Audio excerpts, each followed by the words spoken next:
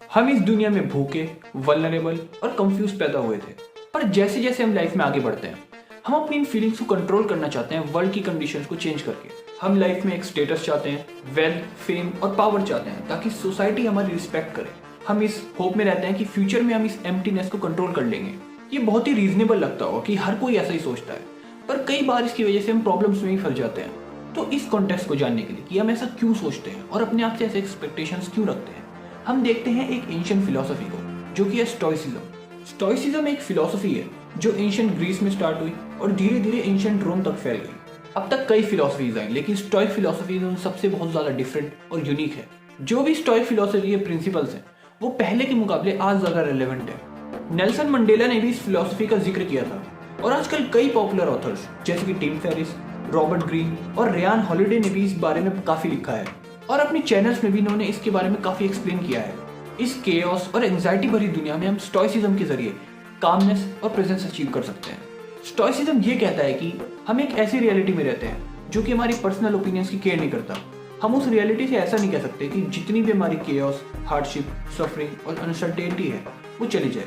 पर स्टोइसिज्म ये भी कहता है कि इसका मतलब ये भी नहीं कि हम इस वर्ल्ड के सामने मजबूर हैं। वो कहता है कि हमारी लाइफ में दो डोमेन्स हैं, एक्सटर्नल जो कि हमारे माइंड के आउटसाइड हैं जिनको हम कंट्रोल नहीं कर सकते, और इंटरनल जो हमारे मेंटल रिएक्शंस हैं जिनको हम कंट्रोल कर सकते हैं। हम अपने अंदर ऐसे बिलीव रखते हैं कि फ्यूचर में जो अल्टीमेट हैप्पीनेस हमें चाहिए हमें जरूर मिलेगी। हम अपना प्रेजेंट मोमेंट उस मोमेंट के लिए खराब कर देते हैं जो मोमेंट एग्जिस्ट ही नहीं करता। हम उन चीज़ों पे डिपेंड होते हैं जिनको हम कंट्रोल ही नहीं कर सकते और हम ज़्यादा के पीछे ही भागते रहते हैं। और इसमें कुछ बुराई भी नहीं है क्योंकि हम बड़ा सोच सकते हैं और प्रोग्रेस भी कर सकते हैं, पर हमें ध्यान रखना होगा कि हम अपने टाइम के प्रति केयरलेस ना हो और अपने एक्सपीरियंस को वेस्ट ना करें।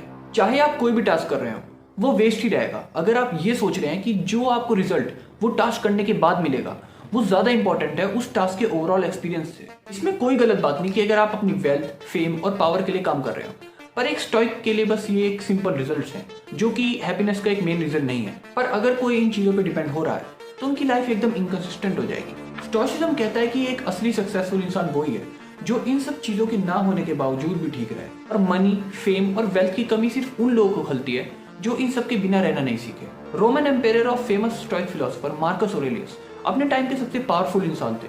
उनके पास हर वो चीज थी जो उनको चाहिए थी। उन्होंने लिखा, almost nothing material is needed for a happy life for who has understood existence. इतना कुछ होने के बावजूद भी वो बस एक आम इंसान की तरह ही रहते थे। स्टोइसिज्म में कहा गया है कि अगर आप सच में पीस चाहते हैं तो आप अपनी उस एक चीज को छोड़ दें जो आपको ज्यादा ही कंफर्ट दे रही है और प्रूव कर दें कि आप उसके बिना भी आराम से रह सकते हैं। सेनेका जो कि रिनोन्ड स्टोइक फिलोसोफर थे, उन्होंने लिखा, until we have begun to go without them, we fail to realize how unnecessary many things are. We have been using them not because we needed them, but because we had them. हमारी एक constant expectation रहती है कि जो हमें बढ़ती experience चाहिए वो हमें सिर्फ फ्यूचर में ही मिलेगा और उसके चक्कर में अपना प्रेजेंट मोमेंट ही खो देते हैं। अपने लेटर्स में सेनेका लिखते हैं कि अपने टाइम को प्रॉपर्ली हैंडल कैसे करें और अपने मीनिंगफुल एक्सपीरियंसेस कैसे बनाएं। सेनेका ने लिखा था, I advise you to keep what is really yours and you cannot begin too early for. As our ancestors believed, it is too late to spare when you reach the dregs of the cask of that which remains at the bottom. The amount is slight and the quality is vile.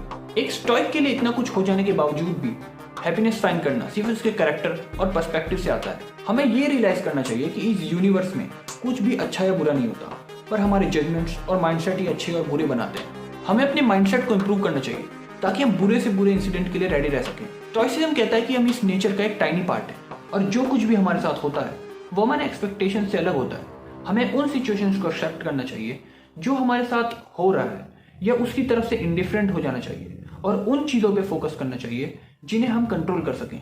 हमें अपने आप को इस दुनिया के chaos से free रखना चाहिए और अपने से ज़्यादा खुश रहना चाहिए।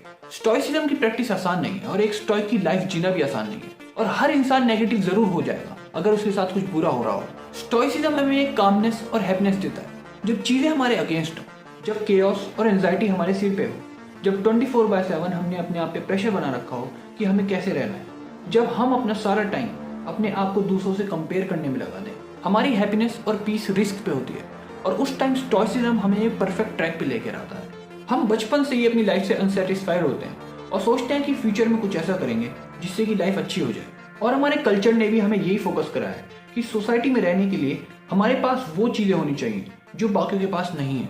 थोड़ी ज़्यादा मनी, थोड़ी ज़्यादा पॉपुलैरिटी और थोड़ी ज़्यादा स्टफ, और इन सब को पाते पाते हम लाइफ जीना ही भूल जाते हैं। सेनेका ने लिखा था, we should not love sheep, follow the herd of creatures in front of us, making a way where others go, not where we ought to go. एक स्टॉइक के व्यू से जो हम चीज़ें खरीदते हैं वो सभी मीनिंगलेस है अगर हम एक सर्टेन डिस्टेंस से देखें तो। हमारा कुछ कंट्रोल नहीं होता कि फ्यूचर में हमारे साथ क्या होने वाला है, कैसे लोग हमें देखेंगे और हमें कैसे ट्रीट करेंगे।